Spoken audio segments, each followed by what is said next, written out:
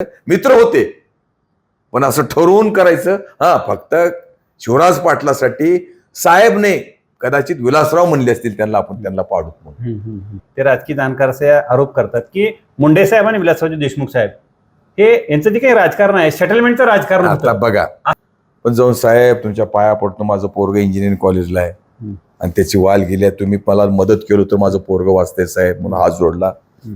साहेब थांबले, बघितले आणि अर्धा एक तासामध्ये माझा माणूस येईल, तुम्हाला पैसे देऊन जाईल. मी माझ्या नेत्याचं नाव घेणार नाही मी, पण मी जनता दलात आणि माझ्या नेत्याला फोन केलो की तुमच्या 4 सभा येतात आणि भाजपचा नेता म्हणतोय गोविंद केंद्रे माझा सोयरा नाही, माझा सोयरा येरमी आहे. एवढा फरक मुंडे साहेबाचा होता. म्हणून ते सर, मुंडे साहेब लोकनेते होते आणि मुंडे साहेबांनी राज्यामध्ये अनेक कार्यकर्त्यांना ताकद दिली. आता मी जर विलासरावजी मुंडे साहेब जिगरी दोस्त असले ना, राजकारण जर अंतर्गत करत असले तर माझा पराभव विलासरावनी केले नाही ना. तसलं लोक उगं म्हणतात, ते फक्त उगं केवळ एक षडयंत्र बदनाम करायचं म्हणून दोघं ठरवत होते. नमस्कार, मी प्रदीप मुर्मे. आज आपल्यासोबत भारतीय जनता पार्टीचे ज्येष्ठ नेते तथा उदगीर विधानसभा मतदारसंघाचे माजी आमदार श्री गोविंदराव केंद्रे आहेत. आठवणीतील नेता या मालिकेमध्ये आज आपण लोकनेते तथा केंद्रीय मंत्री दिवंगत गोपीनाथरावजी मुंडे साहेब यांच्याविषयी त्यांच्याशी संवाद साधणार आहोत. श्री केंद्रे साहेबांच्या मुंडे साहेबांप्रतीच्या ज्या काही आठवणी आहेत त्या आठवणी त्यांच्याशी संवाद साधून आपण जाणून घेण्याचा प्रयत्न करणार आहोत. सर नमस्कार. नमस्कार. सर, गोपीनाथरावजी मुंडे साहेब यांचं जे काही नेतृत्व आहे त्या नेतृत्वाविषयी तुम्ही आम्हाला नेमकं काय सांगाल? आता माझा मुंडे साहेबाचा संपर्क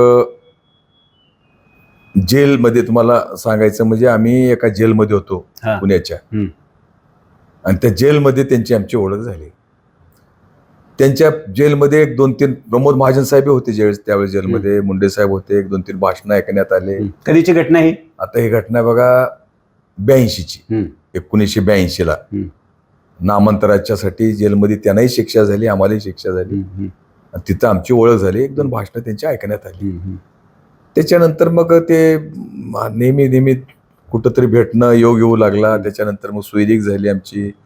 माझं त्यांचं नातं म्हणजे पंडित अण्णाची एक मुलगी, माझा लहान भाऊ त्र्यंबक यांच्या सोयरीक झाली, त्याच्या संग लग्न झाले, त्या पाहुणे म्हणून जाऊ.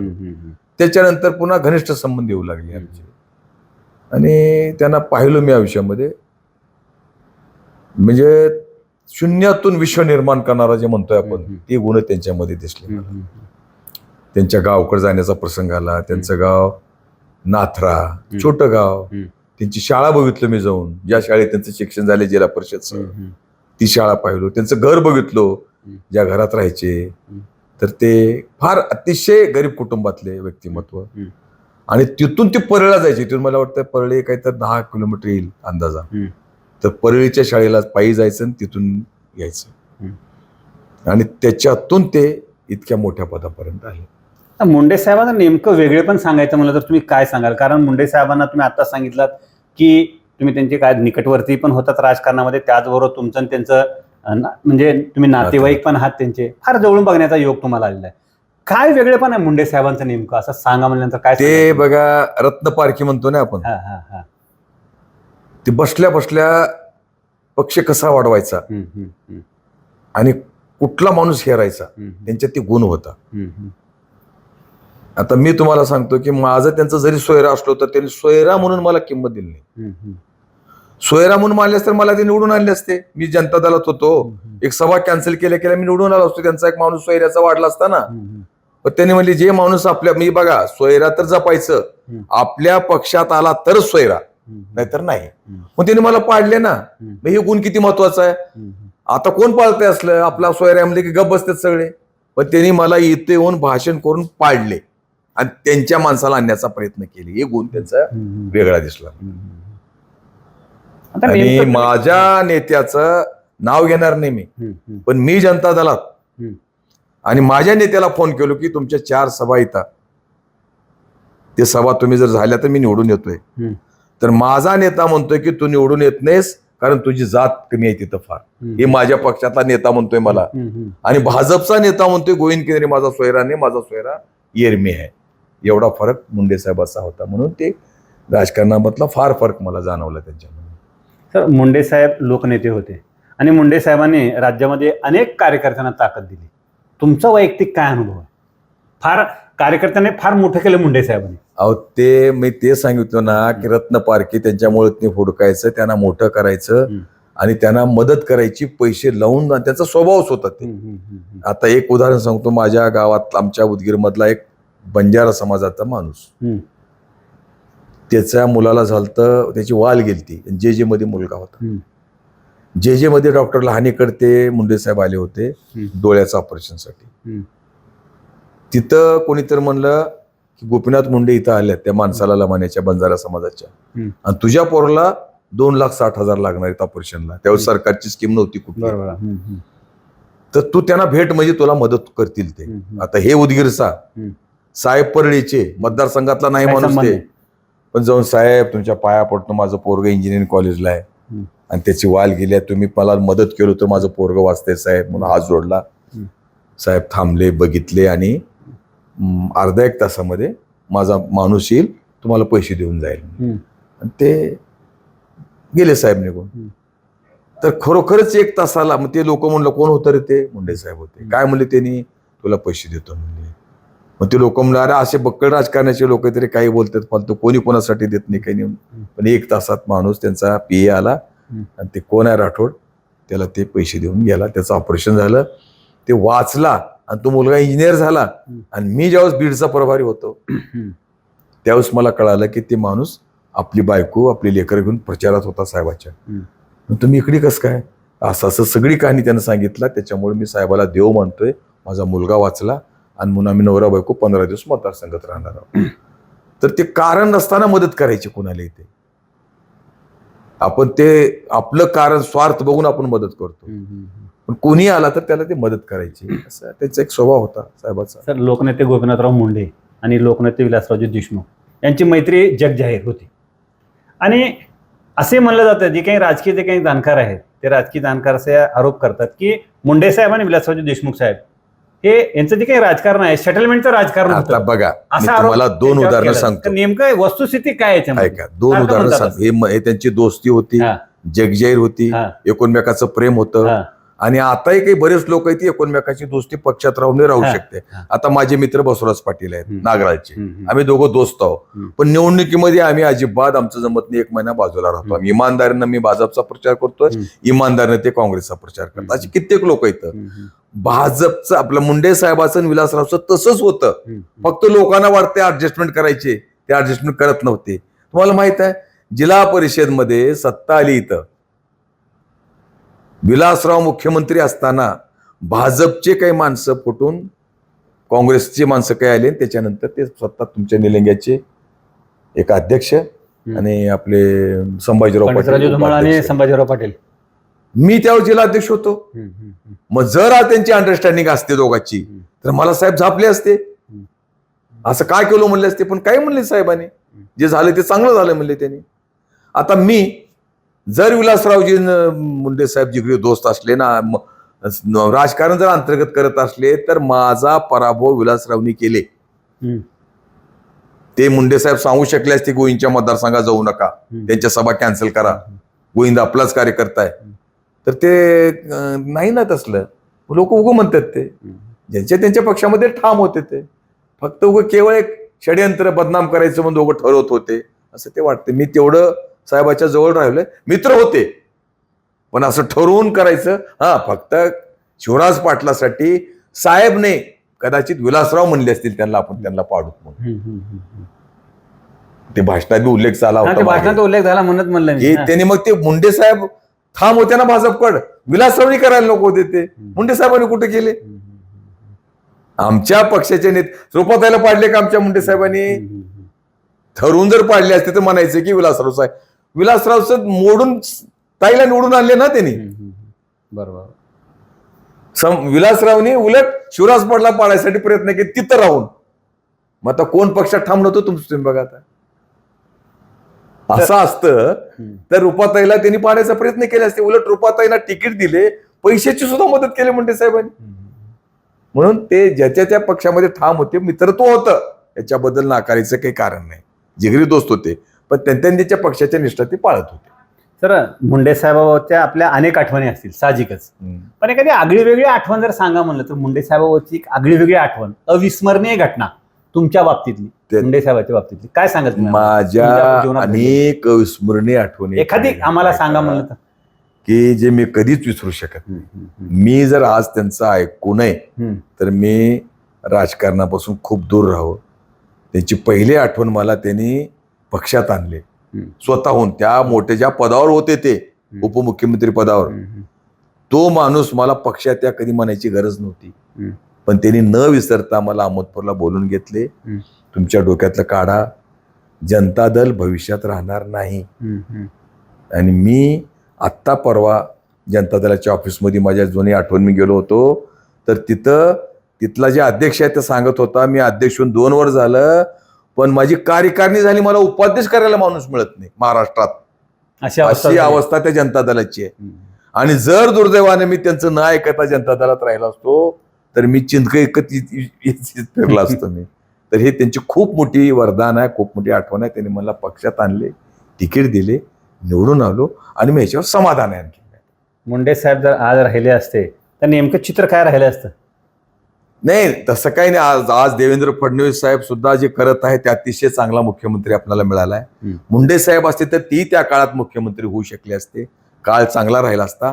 पण आताही देवेंद्र फडणवीस मुख्यमंत्री आहेत, तर मुंडे साहेबाची जागा ते भरून काढत आहेत. त्याचं आपल्याला दुःखही वाटत नाही. आणि ज्या काळ जर मुख्यमंत्री झाले मुंडे साहेब, तर ती काळ चांगला राहिला असता. दुर्दैवानं नियतीला ते मान्य नव्हतं, ते निघून गेले. ते तुमच्या जीवनामध्ये नेमकं मुंडे साहेबांचं नेमकं काय स्थान आहे, काय सांगाल तुम्ही आम्हाला? माझ्या जीवनामध्ये मी सांगितलं की तुम्हाला, मला जे आता आज जे मी आहे घडलो राजकारणामध्ये, ते मुंडे साहेबांनी वरदास दिले नसते मी होऊ शकलो. माझ्या दृष्टीनं खूप मोठं स्थान आहे त्यांचं माझ्या आयुष्यामध्ये. आणि एक घटना सांगतो, मी आमदार होतो.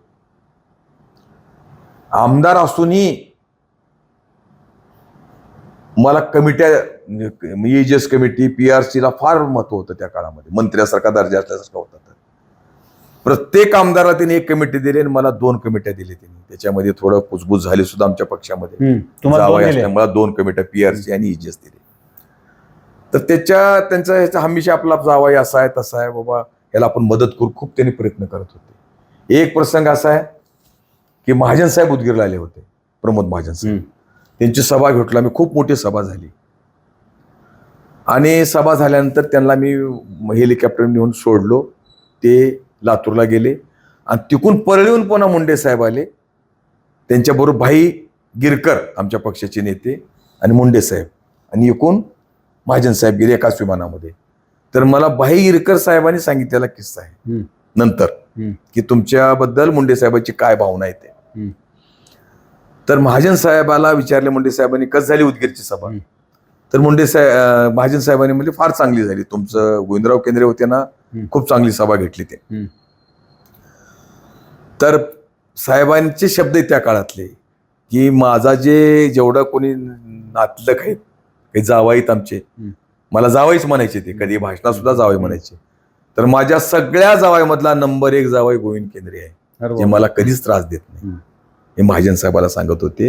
हे किस्सा मला भाई गिरकरने, तुमच्याबद्दल अशी विमानात चर्चा झाली, तर मुंडे साहेबाचं तुमच्याबद्दल फार चांगलं मत आहे. आणि योगायोगानं माझ्या पुतणीचं लग्न होतं औरंगाबादला. त्या औरंगाबादच्या लग्नाला मी निमंत्रण दिलं, माझ्या पुतणीच्या लग्नाला. साहेब आले, माईक हातात घेतले, शुभाशीर्वाद द्यायचे आता माझ्या पुतणीला. तर भाषणात म्हणाले, शुभाशीर्वाद तर दिलेच, पण गोविंदराव केंद्रे यांचे माझे संबंध जाती धर्माच्या पलीकडचे आहेत. मी त्यांच्या माझ्या मनामध्ये काय किती आत्मीयता आहे तुम्हाला थोड्या दिवसात कळत. त्यांच्याबद्दल मी जास्त बोलणार नाही, त्यांच्याबद्दल माझं किती प्रेम आहे ते तुम्हाला थोड्या दिवसात कळेल. आणि थोड्या दिवसात ते वाढले, ते राहून गेलं तसंच ते. तर ते खूप चांगलं माझ्याबद्दल त्यांचं चांगलं होतं. पुन्हा एक प्रसंग असा, मंत्री झाले साहेब केंद्रामध्ये, त्या दिवशी मी तिथंच होतो. प्रभू चव्हाण म्हणून आपले कर्नाटकातले आमदार, आम्ही दोघं मिळून गेलो होतो. प्रभू चव्हाण ह्याच्यासाठी आला होता की देखो कारण ते मला खूप मानतोय प्रभू चव्हाण. त्याचं तिकीट कटलं होतं सुरुवातीचं. ते माझ्याकडे उदगीरला आला. मग मी त्याला घेऊन दिल्लीला गेलो मुंडे साहेबांकडे. साहेबांनी आम्हा दोघाला घेऊन सुषमा स्वराजकडे गेले आणि सुषमा स्वराजला सांगितले ये प्रभू चव्हाण है, चुनकर आता है, मैं इसको प्रचार को जाता हूँ, उसको चुनकर लाता हूँ, इसको तिकीट बदल के उसको दे देतो. आणि ते बदललं तिकीट. ह्याला तिकीट मिळालं, हे निवडून आलं, साहेबी प्रचाराला आले त्याच्या. तर तो त्यावेळेसपासून त्यानं मला खूप मानतंय. तर त्यानं म्हणलं मुंडेजी मंत्री हो गए, मला दादा म्हणते, दादा मैं तुमको दिल्ली लेके जाता हूँ. दिल्लीला घेऊन गेलं आणि साहेब बसले होते एकटं. साहब मेरा कुछ काम नहीं है, मैं आमदार बन गया, अब सिर्फ केंद्रीय जी को तुम कुछ तो करो. तर मुंडे साहेबाची वाक्य, अरे प्रभु तो बोलने की जरूरत है क्या, थोड़ा थोड़ा अभी थोड़ा सबर कर, देखो गोविंद को मैं क्या बनाने वाला, असं ते म्हणत होते. आता ते नियतीला मान्य नव्हतं. पण माझ्याबद्दल त्यांची भावना आताही, जसं देवेंद्र फडणवीस, मला असं अजूनही वाटतंय कधी ना कधी काही ना काही मला देवेंद्र फडणवीस करणार म्हणजे करणार. मुंडे साहेबासारखंच त्यांचं प्रेम माझ्यावर आहे. तर म्हणून ते साहेबाचं खूप खूप प्रेम होतं. त्यांचं मी आयुष्यात कधी विसरू शकणार नाही. मुंडे साहेब लोकनेते होण्यामागचं नेमकं काय कारण आहे? फक्त काम आणि लोकांबद्दलची चांगली भावना. अनेक प्रसंग संघर्ष केलेला नेता होता. 3 संघर्ष यात्रा काढल्यात महाराष्ट्रात त्यांनी, गावगाव पोचलेली इथं. अशातून आता आमच्या हेर एक उदाहरण सांगतो तुम्हाला. हेरला आले साहेब सुरुवातीला, त्यावेळेस मी विरोधी पक्ष जनता दलात आणि साहेब भाजपहून आले होते. पहिल्या दौऱ्यात हेरच्या, आजही हेरच्या लोकांना विचारा, त्यांनी सभा घेतले त्यावेळेस सभेला 12 माणसं होते त्यांची मोजून. कोणाच्या? मुंडे साहेबाच्या. फक्त 12? सुरुवातीला त्यांच्या सभेला अध्यक्ष मिळत नव्हता. अध्यक्ष तिथला एक शेतकरी काम करणारा गुरडे, आजही जिवंत आहे ते गुरडे, त्याला बळणावून त्याला अध्यक्ष केले सभेचा आणि 12 लोकांच्या समोर बोलले. त्याच गावात विरोधी पक्ष नेताहून संघर्ष यात्रा काढली त्यांनी. त्यावेळेस गावात पाय ठेवायला जाणारा 15,000 लोकांची सभा झाली. इतकं शून्यातून त्यांनी विश्व निर्माण केले आपल्या संघर्षातून. त्यांचं पूर्ण महाराष्ट्रामध्ये काम होतं, योगदान होतं. शेतकऱ्याचे अनेक आंदोलन होते, पायी प्रवास होता, मोर्चे होते. त्या संघर्षातून सुलाखून निघाले होते. म्हणून ते लोक नेते झाले. मुंडे साहेबांचा नेमका कोणता गुण तुम्हाला भावतो? अष्टपैलू गुण होतं त्यांचं. एकच गुण होते त्यांचे, अनेक गुण होते. ते पदाला न्याय देणारा नेता कुणी असला महाराष्ट्रात तर त्याचं नाव आहे मुंडे साहेब. आता मी तुम्हाला सांगतो, ते भाजपचे अध्यक्ष झाले, विरोधी पक्ष नेता झाले. आजही लोक म्हणतात विरोधी पक्ष नेता कसा असावा, तर मुंडे साहेब. गृहमंत्री झाले. गृहमंत्र्याची जेव्हा चर्चा होती, आता देवेंद्र फडणवीस साहेबांनी माझ्या आयुष्यातला सगळ्यात टॉप गृहमंत्री कोण होता, तर तो गोपीनाथराव मुंडे साहेब म्हणले. आणि ह्या डॉन बद्दल, गँगवार बद्दल जर चर्चा झाली तर लोक म्हणतात की मुंडे साहेबांनी गँगवार सगळं मुंबईतलं खतम करून टाकलं. त्या काळातलं स्वतःला, म्हणजे गँगवार खतम करणं काही पोरखेळ नाही. ह्या लोकांची दुश्मनी घेणं काही मामूली गोष्ट नाही. पण त्यांनी घेतले, मला जे होईल ते होईल. कारण त्यांच्या मिटिंगमध्ये त्यांनी हे गँग आपलं हे सगळं संपवण्यासाठी मिटिंग घेतली पोलिसांची. तर त्या काळातला एक SP उठला. साहेब म्हणाले की मला कुठल्याही परिस्थितीत मुंबई शांत पाहिजे, ते मला करून द्या, काय करायचं ते करा. तर एक SP उठला, साहेब कैसे शांत करेंगे हम पकड़ते और आप फोन करके छोड़ देते. बरोबर. कैसे शांत होती जाएगी, तर तू बोलो तुमको क्या होना. तर त्या SPचं म्हणणं होतं की आम्हाला एन्काउंटर करायची परवानगी द्या. तर त्या काळातला पहिला गृहमंत्री आहे, त्यांनी म्हणले की जाल दिसता क्षणी गोळ्या घाला, बेशक तुम्हाला परवानगी. आणि आपल्याला आठवत असेल मुंबई शांत झाली त्या काळामध्ये. तरी गँगवरचं युद्ध करून ते घाबरले नाहीत, जे होईल ते होईल म्हणले. तर ते त्यांच्यातला चांगला गुण होता. साहेबांच्या नेतृत्वाचं काय वेगळेपण होतं? आता वेगळेपण म्हणजे मी काय सांगितलं ते, आता हे पद झालं. पद कारखान्यामधली एक घटना आहे, साखर कारखान्यामधली. उसावर बोलायला उठले साहेब, हे सुद्धा गाजलेली घटना आहे. उसावर बोलायला उठले सभागृहात, त्यावेळी शरद पवार साहेब मुख्यमंत्री होते आणि शेतकऱ्याच्या व्यथा मांडले, उसाबद्दल मांडले. त्यावेळेस उसाचं कवडीचा सुद्धा अभ्यास साहेबाचा नव्हता, संबंध नव्हता. फक्त माझ्या शेतकऱ्याला न्याय द्या. त्यावेळेस शरद पवारने भाषणात म्हणाले की ज्याला पिठाची गिरणी चालवायची अक्कल नाही त्यांनी उसावर बोलू नये. आणि नेमकं हे गोष्ट साहेबाला लागली. रात्रभर ते सांगायचे मला झोप, त्या काळात म्हणायचे मला झोप आली नाही. मग ते गेले अटलजीकडे. अटलजी प्रधानमंत्री होते त्या काळातले. आणि अटलजीला सांगितले की मला कारखाना काढायची परवानगी द्या, मला आता कारखाना काढायचे आहे. अटलजी म्हणले कि मैं थोड़े दिन का प्रधानमंत्री हूँ, बहुमत नहीं अपने पास, कैसा चलता है मालूम नहीं. तर मुंडे साहेब म्हणाले त्याला बहुमत लागत नाही, फक्त तुमची सही लागते, मला फक्त परवानगी द्या. आणि अटलजींनी त्यांच्यावर विश्वास सही केले, त्यांना परवानगी मिळाली आणि पांगरीला कारखाना चालू केले. इतका कारखाना जबरदस्त चालला, त्या कारखान्याला आशिया खंडातलं पहिलं बक्षीस मिळालं. आणि हे बक्षीस द्यायला कोण होतं तर शरद पवार. अरे बापरे.